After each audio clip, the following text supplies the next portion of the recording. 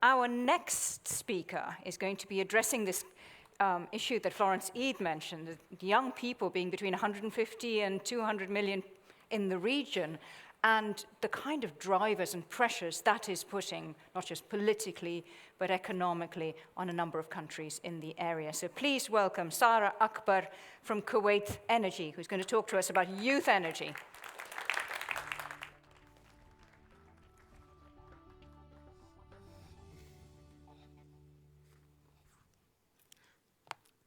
So, good afternoon, ladies and gentlemen. It's my great pleasure to be here with you. And I would like to give a special thanks to Anas to give me this opportunity to participate in these beautiful celebrations, 40 years. It looks like a long time, but when I think about it, I've been in this industry for 35, so maybe it's not so long time. What I want to do today is to talk to you a little bit about the Middle East. And I would start with this note: welcome to the world of continuous change, reflecting on the theme of this conference. So the Middle East has been going through continuous change for a long time, not just over the last 3 years where we had more dramatic change than before, but it has been a process of change all along. Now, the change that we have gone through over the last 3 years have been more dramatic and dangerous as well. And what I want to do is to talk to you a little bit about the drivers for this change. Where did it come from? Was it really a shock? Was it expected, or it was just came out of the blue? And then I want to talk a little bit about what can we do about these issues that we face. And my thesis is all to do with economic growth in these countries and limited opportunities for the youth. And the last part, I want to talk about the oil and gas and the question, how does the oil and gas can help in stabilizing the region and bringing economic growth and prosperity to the region? So the three things I would like to talk to you, and I want to make this presentation a very short one so we can have more dialogue and discussion. So the Arab world started this turmoil by simple action of a woman for change. So a woman in Tunisia slapped a man. And this tells you something about the gender sensitivity in our part of the world. So when she slapped him, he went and he burned himself. And it wasn't only because of that single incident, but that's the spark. And if it wasn't a woman, maybe the world would have been a different world today. But then you had these massive revolutions and demonstrations starting from Tunisia, Libya, everywhere. And this tells you one thing: the Arab world is really one. We in the Arab world are the same people. Yes, we have borders, but those borders are really not real. We feel, we are compassionate about all the Arab world, all the Arabs everywhere. So this is, I think, this dramatic movement of these demonstrations all over is something natural in our part of the world. So what was the driver? Why this big spread of this unrest and security demonstrations? Three main elements drove this, in my opinion. The first one, the most important one, was unemployment, and I'll come back to unemployment. But the second element is this huge corruption and lack of transparency in every single country in the Middle East. And how people found out about the lack of transparency and corruption?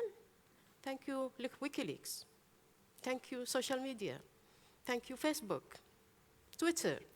That's how we found out about everything that was happening in the background and all those corruption elements. So this actually elevated this. And the young, who is on internet, is the young people who could see that while they were not finding jobs, people were enjoying the ride. So this created massive anger, and the anger came into those demonstrations.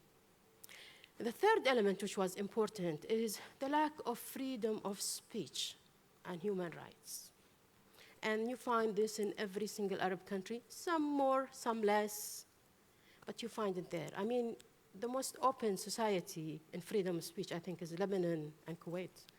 And I think we have too much of freedom of speech, I think. So, but this was one of the elements that led into those massive demonstrations. I go back to the unemployment. So why you have unemployment in all these countries all together at the same time? And I think Florence talked a little bit about that. It's because the fertility rate in the Arab world over the last 30 years has been higher than the rest of the world. So when the Arab world has something like 2% fertility, the rest of the world has 1.2, which means that we have a huge number of young people at the same time. And you can look at this, and this is the youth. So the definition of youth is people who are between the age of 14 and 25. And that is the age of transition. That's the age of dreams, of enthusiasm, of ambition. That's the age when you set up yourself to be a family, to create a family, to have a job. So people at that specific age have huge requirements in life. But the problem is that those people woke up and there were no jobs for them. Huge, massive number of people, young people, full of energy, no jobs. At the same time, there was no future. They couldn't see that their countries are taking enough measures to create those job opportunities for them. That's why they demonstrated. That's why they went onto the streets. That's why all these revolutions took place. So did those elements completely disappear? No. We still have a big number of youth that are looking for jobs. We still don't have that kind of planning.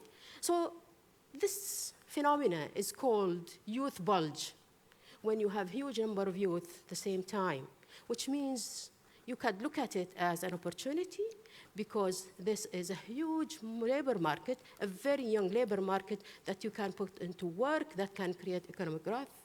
But in the same time, if you don't do that, then you have huge risks. And that's what exactly happened in our part of the world. So the lack of economic planning, economic development, understanding the underlying facts is what led to where we are. And where we are is really not a good position to be. However, I think there are some, as Florence explained, some countries are taking good measures in order to combat these issues, but some other countries are still working it out. And there is collaboration between the states and the Arab world in order to combat those issues. So I talked to my young teenage boy. I said, Badr, if these are the kind of issues we are facing, and we want to make change to this Arab world, what do we do?